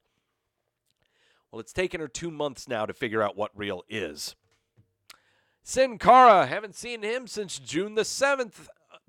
The big Battle Royale thingy that happened on the Super Showdown pay-per-view in Jeddah, South Dakota. I was anticipating to see him at some point in NXT teaming up with Kalisto, but I guess that ain't happening. So all I know is that he has got some tour dates coming up in El Paso and San Antonio for some house shows. He's on the posters, so he should be appearing at those. Lana, haven't seen her since April the 23rd. When she was an episode of SmackDown where she was at ringside during the match between Kofi Kingston and Shinsuke Nakamura. She's too busy modeling, looking pretty. Expecting her to do something with Rusev? Maybe. We'll see. Sheamus, haven't seen him since April the 9th. This was the post-WrestleMania episode of SmackDown where he was part in a 6-man tag. Too busy doing Celtic Warrior workout videos for the YouTubes. Really don't know what's going on with him right now. The Ascension. Haven't seen them since the big Andre the Giant Battle Royale at WrestleMania. I'm expecting these guys to show up on NXT again sometime. Primo Colon. Haven't seen him since March the 26th episode of SmackDown, where he and Sanity were standing between Shane McMahon and The Miz and Buzz for those two's match at WrestleMania. Oh, boy. It's really difficult doing the milk carton when so many people have been on it for so long and they finally get knocked out that, you know, you kind of lose track, you know. But finally, the stalwart of the milk carton, November 18th, 2018. I remember it like it was 10 months ago. Epico Cologne. We have not seen him since Survivor Series of last year, where he and Primo Cologne were part of the Raw vs. SmackDown Tag Team Elimination match. The man right now, and if I'm going to try and do my math correctly here right off the top of my head, we are 8 weeks away from Epico Cologne making the Milk Carton Hall of Fame. It will have been officially 1 year that he has been on the milk carton and never been on WWE television or pay-per-view. The man deserves a medal. I will try to make something for him and ship it off to Puerto Rico. I hope it crosses customs. But, man, more power to him. So, that leaves us with who could be next on the milk carton? Some names that we've seen on there before.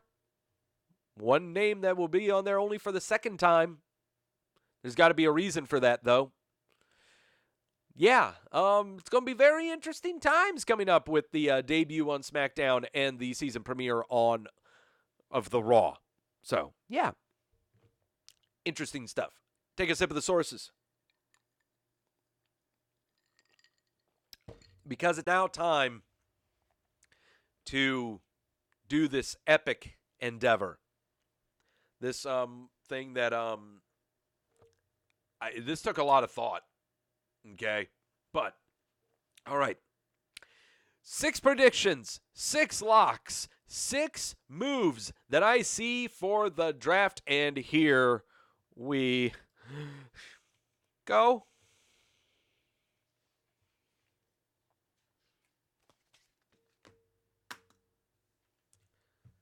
All right. As we know again, when Doug makes locked predictions, he is putting his liver on the line.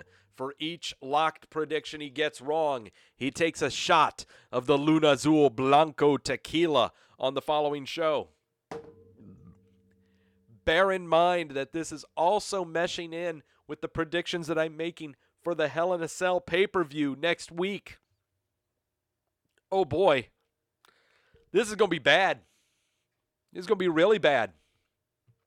But I do this all for you. I do this to entertain you. Because let's face it, I'm not entertaining sober. No, I'm kidding. All right. The WWE Draft. We should be treating this basically like another superstar shakeup, okay? We cannot imagine that they're going to be spending all of the episode of Monday Night Raw and the episode of SmackDown like they did in the past, just announcing draft picks and stuff and hardly having any wrestling matches. That's not going to happen. So I imagine this like a superstar shakeup of sorts. All the names are not going to be moving everywhere, okay? Some are staying, some are going. It happens. But the 6 picks that I'm making are either singular or teams, okay? But bear that in mind, okay? There are reasons why this is happening, and you could see it in the trends of the WWE Milk Carton. You can see it in the trends of the WWE Milk Carton and also in the trends of the booking that's going on for Hell in a Cell and past programs that have been going on in the TV shows. So, without further ado, we're doing 6 picks, 6 locks, 3 for Raw, 3 for SmackDown. Let's start off with Raw and their hideous new logo. Ugh. Look at that. That is horrible. Why couldn't it just stay with the normal block lettering and the love for triangles? Now we got to be all angular and stuff? Yeah. The Milk Carton knows all. Absolutely right, Daniel. You can make all of your predictions just off of trends. And biggest trends of them all is from the Milk Carton. So, that being said, the first picks that I'm sending over to Raw, they have only been on television twice in the past 4 months. Hardly done anything. Their mouthpiece just had hernia surgery, I believe. She's not going to be on TV anytime soon. They are without a mouthpiece, so they have no reason to be on TV. So what are they doing? The first picks that I'm sending over to Raw? Yep. Kabuki Warriors. I'm sending Asuka and Kairi Sane over to Raw. They need a change. They need a reboot. Okay? This is how you do it to them. And it's a great time to do it too. Over there on Raw, you've got Becky Lynch as your Raw champion. You've got Sasha Banks over there. You got Lacey Evans. Ember Moon. Well, no, not Ember Moon. Ember Moon's over on SmackDown. You got Lacey Evans. Dana Brooke. Natalya. I can't believe I mentioned Natalya in this, but having her against Kairi Sane sounds like a great way to bring up Kairi Sane in the singles department. Break them up as a tag team. They're horrible, okay? Put them back as singles competitors and bring them both to Raw. With the potential of Asuka turning heel. Quentin saying they need to split, in my opinion. Yes, I absolutely agree with that. If they do happen to split, well,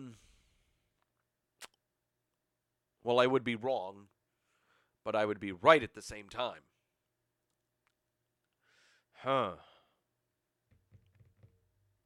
It's tough. Not giving Asuka any goddamn titles. No, she's done with that. I'm right now looking at both of them going to Raw. Is what I'm looking at. But it would not surprise me if only Kairi Sane went to Raw.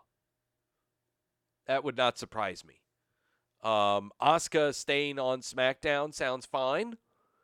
She could have a feud with Bayley, but the problem is they've already done that.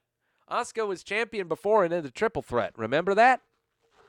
So, I'm not buying that. I'm shipping them both to Raw. Next up. Same thing with this guy, okay? He's only been in one match in the past 7 weeks. Narrowly missed the Milk Carton once. He didn't miss it this time. Aleister Black. I'm shipping Aleister Black to Monday Night Raw. Oh boy, that means he's going to team up with Bray Wyatt. No, it does not mean that he's going to team up with Bray Wyatt. This is a reboot. This is repackaging. Well, it's not repackaging. It's just there's nothing for him on SmackDown. It's too short of a show. They don't have enough space for him. Ship him to Raw. You could team up with Ricochet. Go after the tag titles. Be in a feud with Ricochet. How does Aleister Black versus Seth Rollins sound? How does Aleister Black versus Braun Strowman sound? Aleister Black versus Drew McIntyre? Take your pick. What about Aleister's wife, Michonne Walls says? So? Why don't you ask Nikki Cross about her husband? Why don't you ask Sarah Lowe? Oh, yeah, just ask her.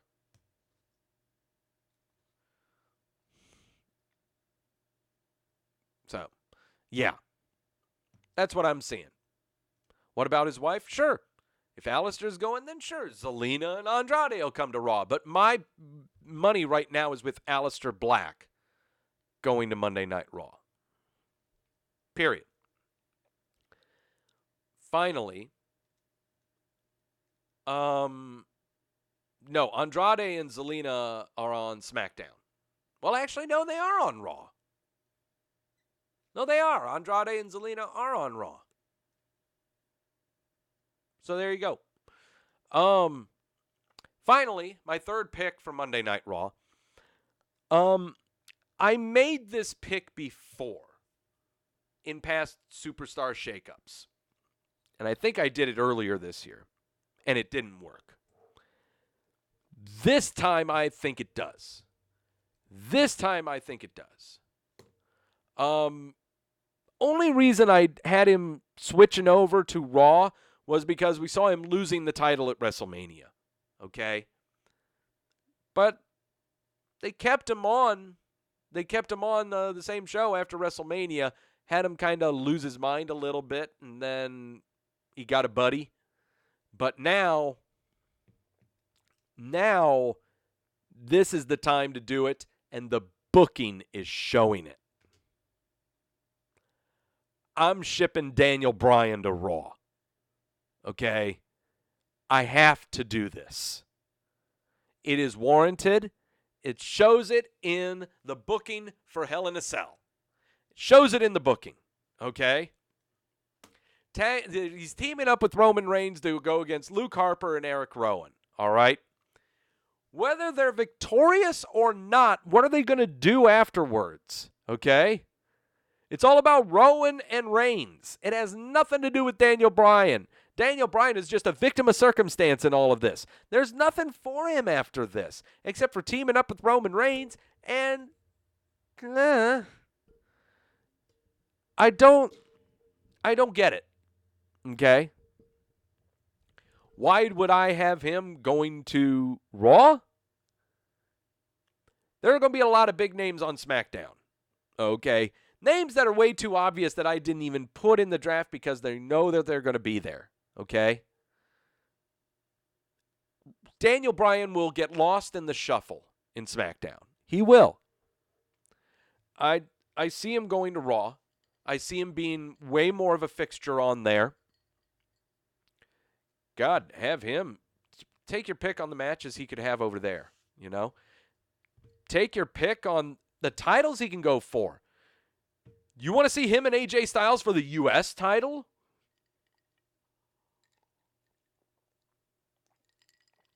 How about him against The Fiend? Him and Seth Rollins. I mean, I can rattle off people he could face on Raw and make storylines off of them immediately. There's way more to work with Daniel Bryan.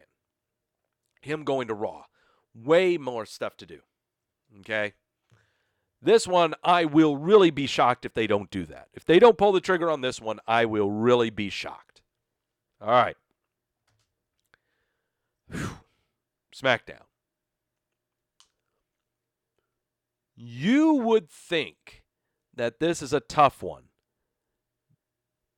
but it's not as tough as you think. The Milk Carton explains it all. Absences explain it all. Okay? It's really, really simple, especially the first two of the three. First off, these guys have not been on TV for nearly 2 months. Okay? One of the biggest pitfalls right now of SmackDown is tag team wrestling. Right now, the Revival are SmackDown Tag Team Champions. They are a tag team that is designated for Raw. So, yes, obviously they're going to be on SmackDown. Period. Don't need to discuss that. We know that's where they're going to be. Okay? Just squash that. But name me the other tag teams that are on SmackDown. Heavy Machinery. Okay. New Day. B-Team. Who else? No one else. Yeah. Right now, I am gathering AOP is going to be on Raw because their promo was not aired on SmackDown last night. So, Harper and Rowan, maybe. Problem is, Harper does not have a lot more life on his career. He really doesn't. He's really thought about retiring. So, let's do what we did before. We brought them to Raw to spice up the tag teams.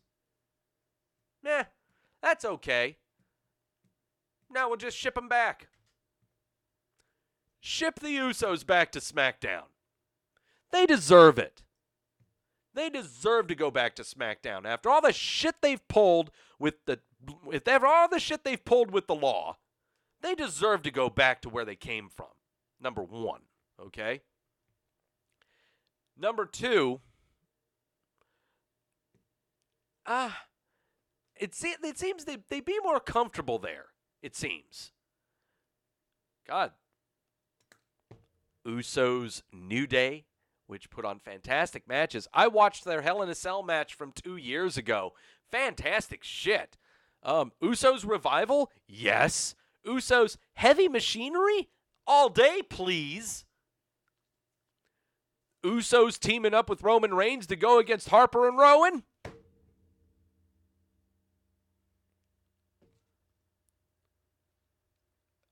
I swear I'm this is not hard, okay? This is not difficult. Perfect sense, right? You want to try to build up Roman Reigns again and you're afraid that he needs protection and the Shield did that so well? Why not? What would it look like on Fox? Who gives a fuck what it would look like on Fox? It would be entertaining. Sorry, Grash. What would it look like on Fox? I don't know. How white are you? Are you afraid that someone of color might look at it differently? Fox is bringing on professional wrestling, and you're thinking they're worried about how it's going to look? Come on. They got Family Guy on their programming list. Come on. And, of course, pick number 2 is pretty much simple. Wherever the Usos go, Naomi's going to go. We haven't seen her for a while either. Now, the reason that she hasn't been on TV is because of bereavement. Either a close member of her family or a close family friend passed away. She's been gone for a while. But still, she can inject a little bit of life into the women's division over on that side. Naomi versus Bayley? Naomi versus Charlotte? Sure. Bring it up. Bring it on. Naomi teaming with Carmella to go after the women's tag titles? Sure. There's a lot more stuff that could happen with her. Okay? Put her as a manager? No. No. She's way better in the ring. No, it's pretty much cut and dry when it comes to that. Got Jamel saying this should count all as one pick. No, they're two separate. No. So, those are two simple ones, I think. The third one for SmackDown was really, really, really tough.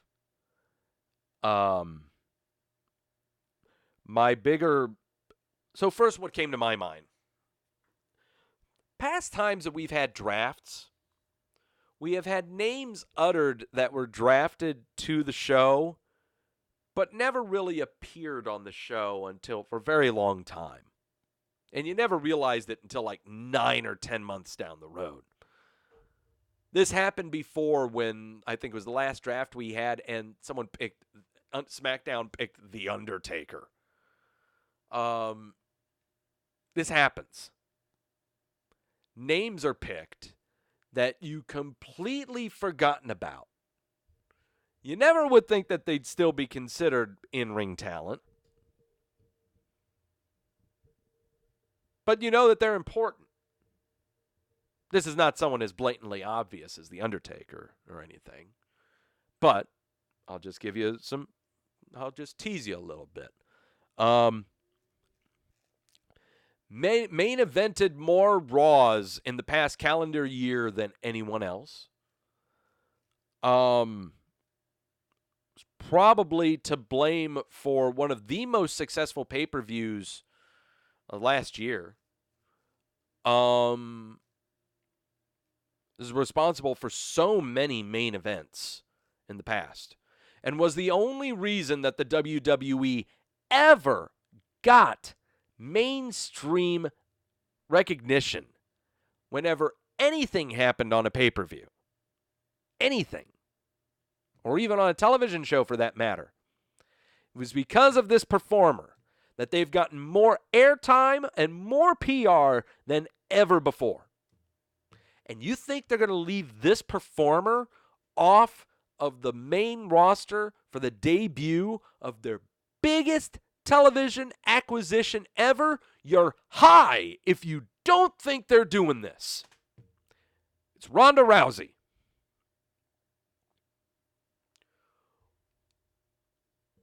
They're going to end the show with Ronda Rousey coming down the ring.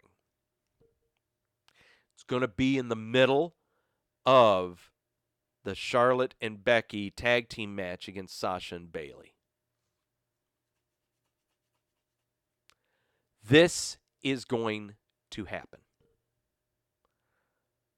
Period. Okay? There is no reason for this not to happen. SmackDown is no longer the flagship show for WWE. It is SmackDown now. Period.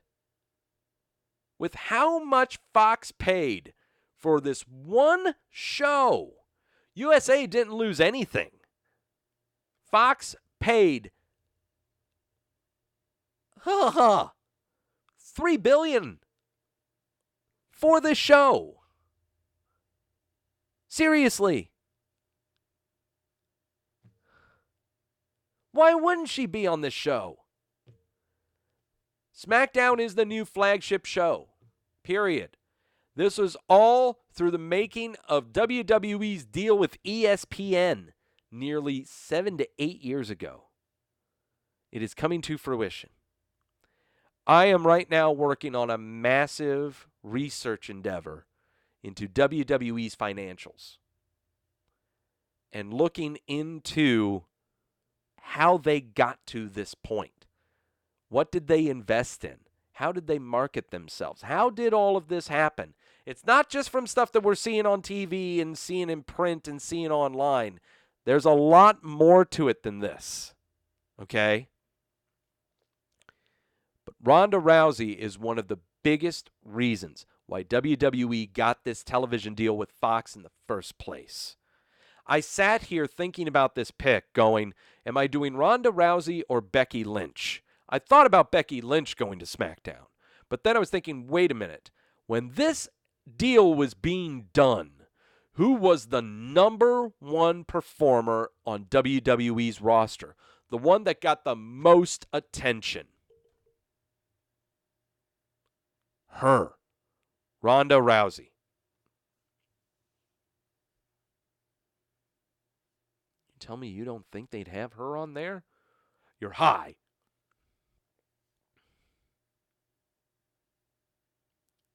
Imagine the stare down between her and Brock Lesnar.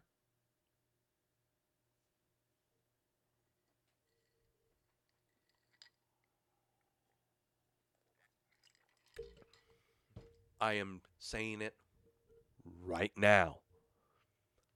You best prepare yourself for the inevitable. The inevitable of Brock Lesnar versus Roman Reigns and Becky Lynch versus Ronda Rousey. It's going to happen. That's all going to happen. But you know they're going to have a tag team match beforehand.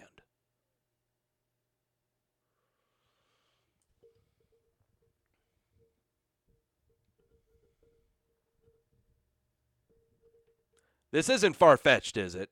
It can't be, okay? I'm not speaking conspiracy. This is... All right. Mine. All right. Yeah. Looks like I'm going to be having plenty of you next week, huh? Having plenty of my tequila next week. Yeah, I guess. I don't know. I'm a big dum-dum. What the heck do I know? But you watch next week when it's tequila free, but you know it sure as hell ain't going to be a sober show.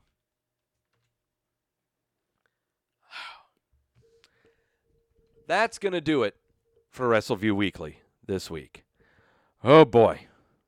All right. Programming note for next week. Next week will not be airing on Wednesday. Instead, will be airing on Thursday. Reason being for this, since I'm going to California for nearly a week and a half, I've got to put in the hours at work so I can have the money and stuff. And so I've got to sacrifice Wednesday to get the monies. So Thursday is when we're going to be doing the show, on Thursday. I'm still debating whether it's at 6 o'clock or 8 o'clock. It might be at 6 o'clock. We'll see. It might be at 8 o'clock. Probably going to be 8 o'clock is when we're going to do the show. But again, you'll find out over the Twitters and the Facebooks and the thing. Grash asking, when is the show ever sober? No. One time we tried doing this show sober. We did. There was one episode where it was sober, and I recall it being one of the worst shows ever. Period. AEW got me running from Wednesday. Well, a lot of things have got me running from Wednesday, and right now it just looks like Thursday is the slow day. You know, it's either Thursday or Tuesday. You know, so no sober show, no watch show. No, that's very true, Daniel. All right, anyway, next week, Thursday, is when the show is going to be, but who knows what time. You'll find out. Until then, thank you all so much for stopping by. Everyone was in the chat room. Thank you all so much for encouraging me through this grand challenge that is predicting the WWE Draft.